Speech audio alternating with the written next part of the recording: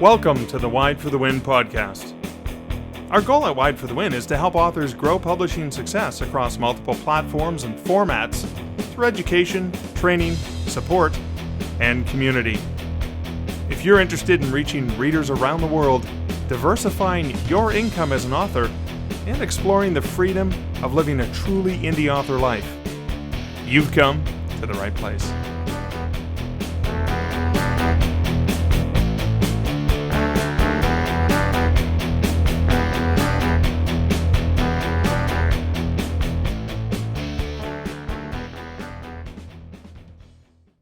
Hey, Deanna, great to see you. Hi, nice to see you too. So we are here talking with the WIDEStream folks about finances and things that you need to know. So the first thing Right. is we're recording this mid-January. It's going to be aired on January 29th, 2025. And the Mhm. first question I had to ask you as the expert is I'm not yet finished all of my calculations of the expenses that I've had against various projects I've done and income I've made as an author in 2024. It's too late now, right? Like I'm done. I should just quit and stop because I'm never going to get it done. Is that what you would That advise? that is absolutely not true.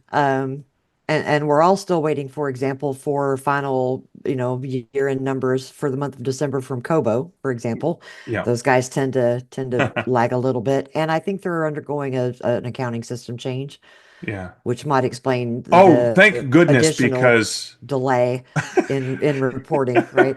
the poor So, accounting team there, when I worked at Kobo, I have to tell you, the poor yeah, accounting team at the end of every month, they yeah, were there overnight doing all kinds of work, the systems that they had. So yeah, please, God, for their sake, for their health, yeah. I hope they've got a much better system coming into place. Well, I think it might help our listeners and people watching the vid to realize that accounting is almost never a real-time event. Right. Accounting is always a capture all the data after the event is over Okay. scenario, much like firing a bullet at a speeding train, as I Okay. like to say. So, if you live in the US, the speeding train, your tax stuff isn't due to be filed until April 15th. Okay. All So right. you've got Yeah, some and even time. any of the T4, or that's we call them here. What do you call the tax documents in the US? Uh, I don't know that I'm actually allowed to say that on camera, because it's not politically correct. I've technically, I mean, the watered down version is those infernal documents. Oh, That, I see. But again, there's still a lot of tax documents related to the year 2024 that oh don't come yeah, out till February often, yeah, or yeah. later sometimes. Well, if you make royalties of $10 or more, then you should receive a 1099 form. And 1099, that's what they're called. See, they're yes, T4s and here in Canada. Okay. companies are not required to send those out until January 31st. Okay.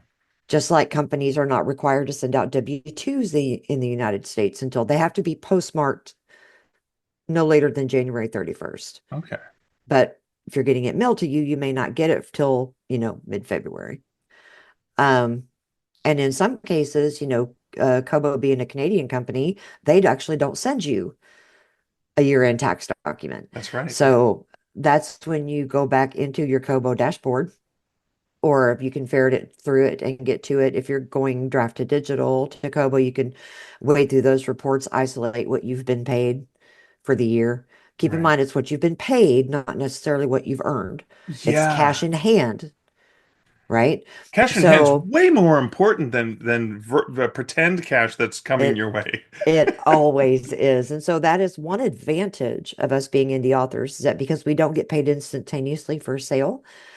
Right. If I sold books in um, November or December through Amazon, I'm not going to see those funds until January or February. So Right. it's about the money you've actually physically received, not necessarily the amount of sales that you made.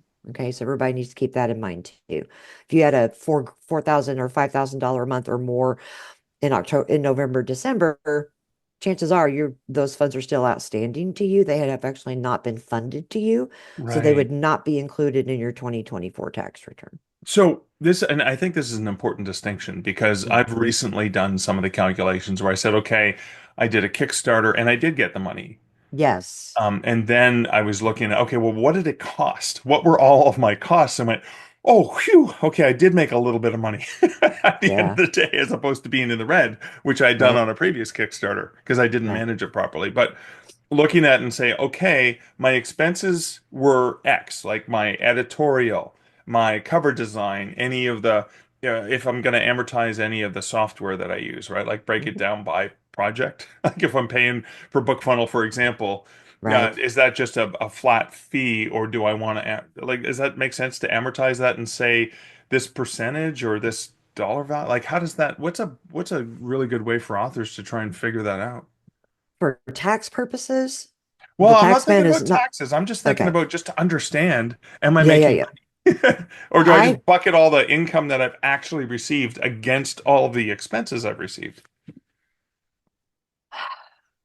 From an accounting standpoint, you're going to arrive at the same conclusion either way. The question becomes, how well do you want to be able to drill down and get a true break-even point per title per format? Oh, per title. Oh, okay. I see what you're Mhm. saying. Okay. Yeah.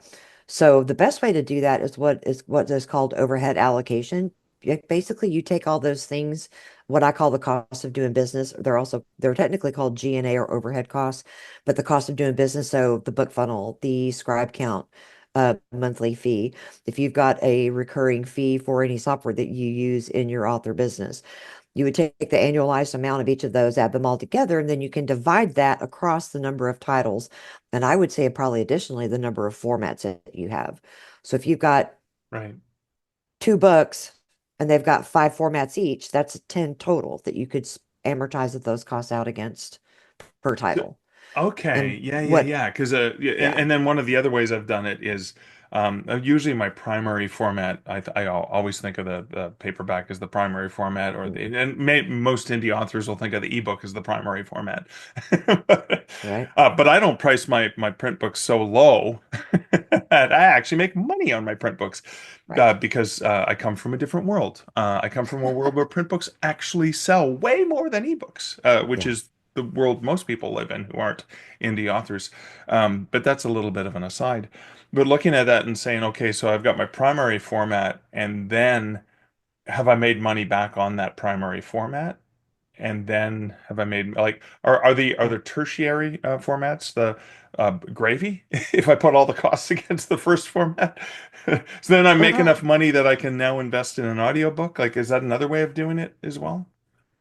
you can if you just want to do it by title, just Yeah, and like you said, if paperback is your strongest seller, then you say, I'm expecting, if I've got six paper books out there, then I'm expecting those six to help pitch in and cover the overhead costs. And then anything I make from that point forward right, is not only profit on the title technically, but with those added costs figured in, now right, I'm making money like across the board, right? So it right. would cover the additional expense for the audiobook version of the you know what I mean?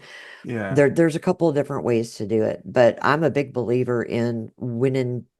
If you want to get a really true sense of how healthy your business is or isn't doing, then you've got to factor those overhead costs in because you're going to pay those whether you sell one book or a million. that's true.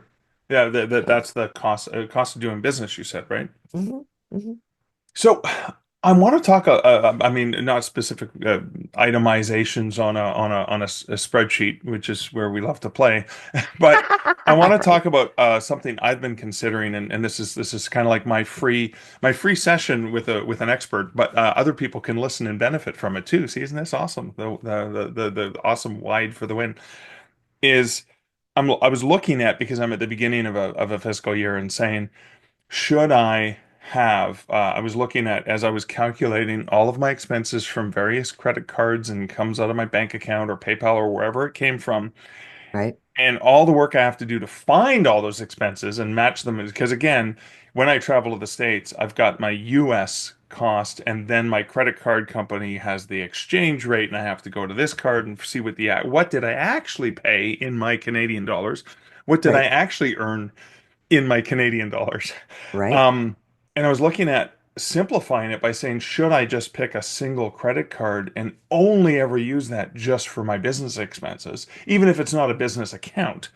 And then similarly, the income, I mean, guy's got to live on his income, but having that extra income after I've paid for things like the credit card bill and the cost of editing and stuff, putting that into a single account so I actually have a better balance, management, and understand like all of my income compared to all my expenses.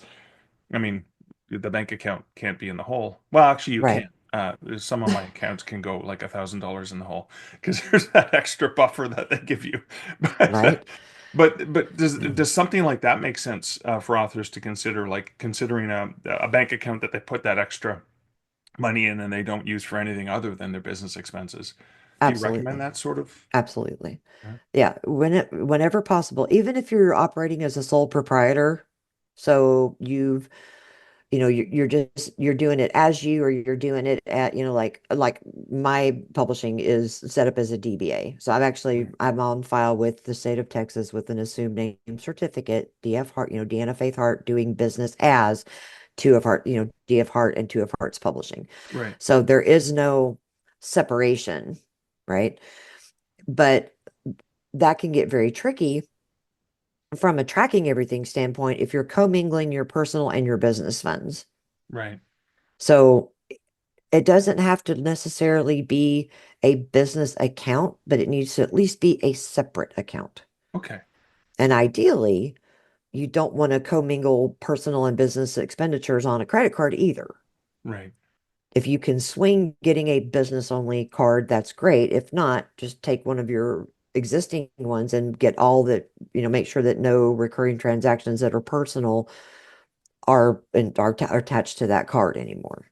Right. It's a single, and at the end of the year, you've got way fewer places you have to look. Yeah. You can pull down one Chase account, one Wells Fargo account, one Capital One account, whoever it's with. You can pull one set of records for the banking account, and then you can pull one set of records for any credit card that you've got involved. And the same thing goes for PayPal too. I can't think of very many examples I've seen where people commingle their personal and business so much in PayPal, but I'm sure it does happen. Yeah. But if you don't take anything else away Guilty. from this talk, separate your personal and your business finances Cool. for a couple of reasons. One, it makes your life a lot easier come tax season to get all your stuff gathered up if you're not going to do your own tax. Well, even if you are going to do your own tax return, it's going to make your life a hell of a lot easier, right? And time is money. Right. And the second thing is if you opt to go forward at some point and form an S corp or a C corp or a partnership, now you can't just have that as part and parcel of your tax return. It's got its own separate tax return, Right. which Yeah. means now you've got more of a requirement to have to make sure that your business and your personal finances are not commingled. Oh, I love that. I love that. Well, oh man, that is amazing. Ooh, okay. So, as we're getting close to the end here, I want to double check some things. So you've helped me right now. Like I was like, okay, these are the things I need to do, and that would be starting off with just going in for the recurring payments and saying, let's just move them all to a single card. I'm only going to use that card for business stuff, which I think makes a lot of sense. And Yep. what I am going to do, because I have an Air Miles card where I get points where I can travel because I do a lot of travel, where maybe I can potentially get some travel benefits, perks out of this where it doesn't cost me so much because I can use my points. Right? And it's all business expenses. Um, Right. but where are you available for authors who are looking for that support and that help? Is there, and where can they find you online? Yes. I did in April 2022, I did start doing bookkeeping work for direct clients who don't feel like trying to track all this stuff themselves. The name of the business is Two of Hearts Business Services, Okay. and the web address is a little weird. We can probably put it maybe down in the chat or in the I have a across little the bottom pop of the up. Yeah. screen. Yeah, it's the number two, the word of, and then Hearts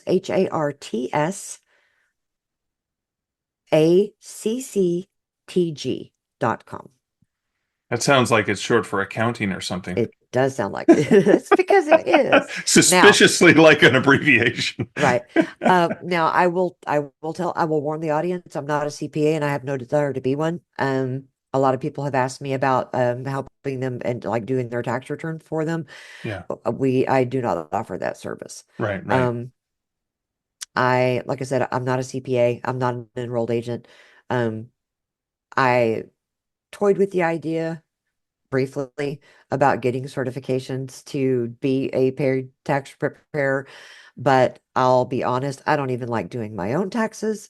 So I don't, Right. I don't know that I'd want to commit to being responsible for making somebody else's is accurate. So I don't, we want to avoid getting in trouble with the man. I don't know how temperamental the man is in Canada, but the man down here can be very, very temperamental. Oh, the man's Um, grumpy. It's like you stole his poutine. Like this is yeah, really, really bad here. yeah. Or you So prevented him from watching the hockey game. Like that is it. yeah. So the other thing I'll say to the audience is that when in doubt, consult a CPA in your area. Most of them will do a free initial consultation with you. Yeah. If you've got any questions specific to your situation, Okay. just to be on the safe side, better safe than sorry. Of course. And don't freak, you've got until April 15th to get this figured out Right. and Right. filed Yeah. in the US. So, Cool. Okay, yeah. so for those, that's for people who may want to work with you directly to hire you to help with some of their accounting Yep. as well. And again, you have the meeting and see if this is a good match and what you can do for them. But then Mhm. there's people who are kind of DIY, and you've got some courses that are either ready by the time this rolls or going to be ready very soon on the Circle groups. Yes, yes. I'm planning on posting two, possibly three courses up in the circle Wide for the Win Circle group. And I expect those will probably be able to, be seen in the course list. I'm hoping no later than mid-February. Okay. Um, one of the ones that I am thinking about putting together would be like a sales tax 101. Right. More and more authors are discovering the benefits of direct sales, but with that comes a little bit of heartache if you're not sure. Oh, if how many do I have to sell? Like, I'm based in Texas, but I had, $100,000 worth of direct sales in Ohio. What does that do to my, because there are regional tax implications involved with that. So I am in the process of putting all the homework together and building a how-to guide so you guys don't have to chase it down. But that's because I want it to be accurate. That probably will take me till mid-February together. Because I'd rather be slow and right than speedy and wrong. Fair enough. Fair enough. That is a good advice for all of us. Slow and right Uh-huh. rather than speedy and wrong. There we go. Yep. Good stuff. And that's the same advice you would offer for folks who might be panicking because, as this video rolls out at the end of January, there's probably going to be people who are like, "But I don't yet have it all." It's okay. Yeah. It's okay. Slow You've and got right. time. Yeah. You've got time. There you go. Triple check And those numbers, right? yeah. And if the worst happens, if you're in the US and the worst happens and you're not able, you don't have your stuff together and you can't get it filed by April 15th, then you file an extension, which Yeah. gives you till October 15th. Yeah. So, That's quite a ideally, stretch, October 15th. yeah. I mean, ideally you want to get it done by April 15th because the lower we can all stay off governmental radar, the better. Yeah. But if push comes to shove and you absolutely have to extend it out, they do allow for that as well. So the moral of the overarching moral of the story is don't panic. Okay. You do not have to have this done by the end of January. Don't panic. Awesome. Yeah. Deanna, thanks for keeping a cool head and helping us stay. I was going to say I was trying to use an accounting term, which help us stay Compliant? compliant. There we go. I like that. I like that. In balance. Balance. Balance. Awesome. Thanks again. You're welcome. Monitoring sales and advertising on multiple platforms takes away valuable writing time. ScribeCount gives you that time back by automatically collecting that data and displaying it in an easy-to-understand dashboard. What once took hours now takes minutes. ScribeCount, numbers from your words, built by indie authors for indie authors. Subscribe today, get back to writing, and leave the rest to us.